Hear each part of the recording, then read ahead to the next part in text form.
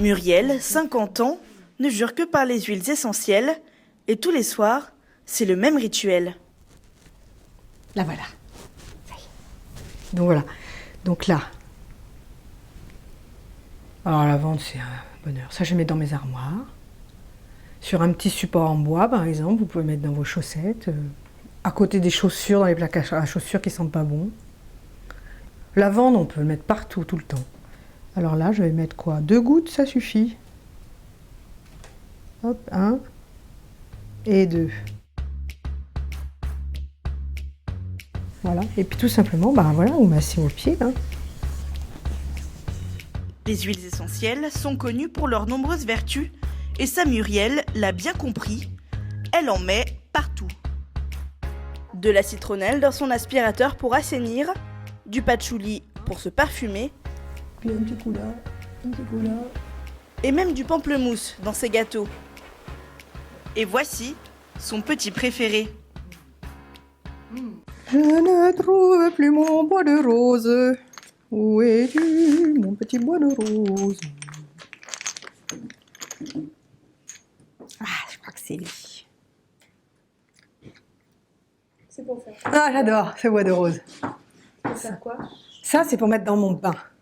Je mets une goutte ou deux. On peut aussi se faire son parfum avec. J'adore bois de rose. Alors ça, je pourrais me le sniffer, mais... Oh, bonheur intense.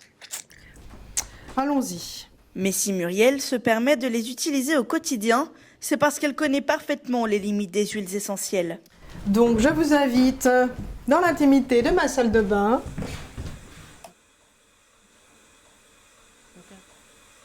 Un bébé, pardon, un nourrisson, qu'on mettrait dans son bain avec une ou deux gouttes d'huile de menthe, alors là, ça peut le glacer. Ça peut le réfrigérer de l'intérieur. Ça peut être extraordinairement dangereux. Je vous dis, hein, décidément, ça peut être c'est des bombes atomiques parce que c'est une molécule c'est la molécule de la plante qui est forte. Suite au scandale sanitaire observé ces dernières années, les Français se tournent vers le naturel. Mais les huiles essentielles sont-elles vraiment inoffensives? Lavande, menthe poivrée ou romarin, aujourd'hui, se soigner par les essences de plantes n'est plus réservé aux hippies. C'est ce que l'on appelle l'aromathérapie. Dans les pharmacies, les diffuseurs trônent en tête de gondole et les précieux flacons s'exposent du sol au plafond. De 3 à 20 €, ces quelques millilitres représentent un certain budget. Alors jusqu'où les pharmaciens sont-ils prêts à aller pour exploiter ce business ?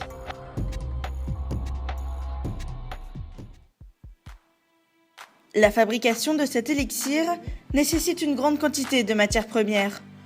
Chaque fiole renferme une huile essentielle extrêmement concentrée. Pour une goutte d'huile essentielle de rose de Damas, comptez plus de 20 fleurs.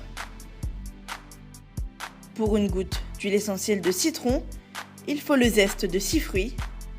Et pour une goutte d'huile essentielle de cannelle, 50 bâtons. Imaginez donc les effets d'une seule goutte sur votre organisme. Peu sensibles aux médecines traditionnelles, les scientifiques n'ont pas jugé utile de les étudier. Pourtant aujourd'hui, les dangers sont recensés et bien réels. Brûlures, convulsions, problèmes neurotoxiques, toutes ces contre-indications ne sont pas listées au dos des boîtes. Les femmes enceintes sont les seules mises en garde, elles risquent de perdre leur enfant. Pour tester les connaissances des pharmaciens dans ce domaine, notre journaliste se fait passer pour une femme enceinte. Le ventre en évidence, elle va tenter de se procurer une huile essentielle dangereuse pour le fœtus, l'eucalyptus globuleux. Vous allez voir que les réactions ne sont pas toutes exemplaires. Premier essai, l'employé nous met tout de suite en garde et refuse de nous vendre le flacon. Voilà, donc surtout pas de délation avec des huiles et tout. Non, juste une verre. La pharmacienne a respecté les contre-indications, nous repartons bredouille. Deuxième pharmacie, cette fois-ci nous n'avons aucun mal à acheter le produit. Quelques minutes plus tard, nous revenons donc demander des comptes aux responsables, et là, la réponse est inattendue. La bouteille, là, le petit flacon, Ouais.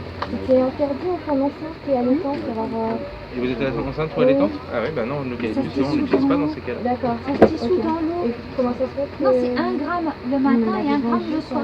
Je sais pas. Vous avez précisé que vous étiez enceinte? Ah, Non, c'est pas marqué léger, lui, c'est marqué 1 gramme. Bah, on n'a aucun moyen de le savoir. Après, sinon, il faut demander si vous êtes asthmatique, si vous êtes épileptique, si vous êtes enceinte, si vous avez des problèmes d'estomac, si vous avez des problèmes cardiaques, si vous avez des problèmes d'asthme. D'accord, et Voilà. ça, le pharmacien ne peut pas poser la question avant de... Après, vérifier quand vous avez un souci particulier, c'est à vous de nous le dire, Ah, d'accord, obligatoirement. c'est Bah, on peut pas vous dire, il y a D'accord. 500 pathologies différentes, on peut pas vous demander toutes les pathologies que vous pouvez avoir ou pas.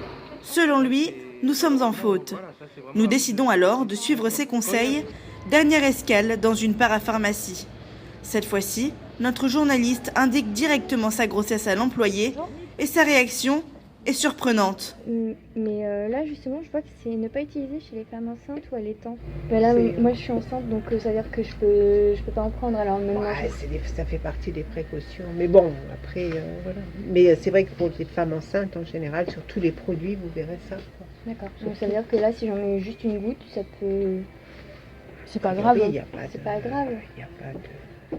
Il n'y a pas de danger. Non. D'accord.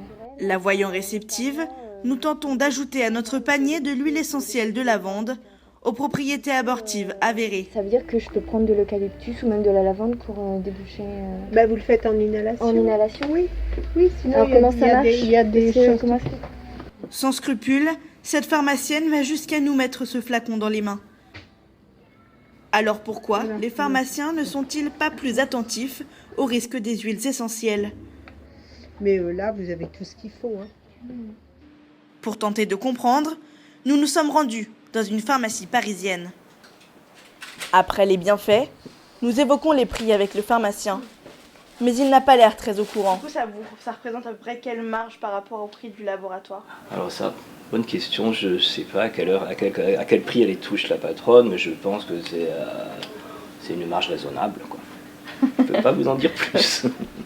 Peu convaincus par cette réponse, nous décidons d'éteindre la caméra.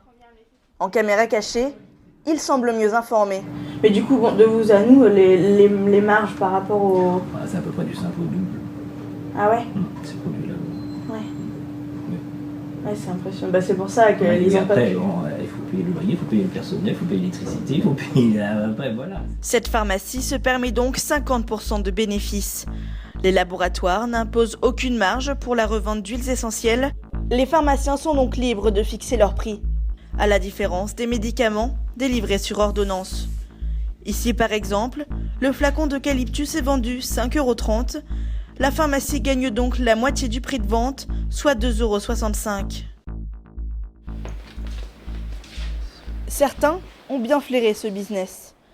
À la pharmacie homéopathique de l'Europe, le naturel est roi. Ici, tous les employés sont sensibilisés à l'aromathérapie. Et à l'étage, le laboratoire. Chaque jour, Jean-Luc compose plusieurs dizaines de remèdes à la demande des clients. Lavande officinale et tinthuanol.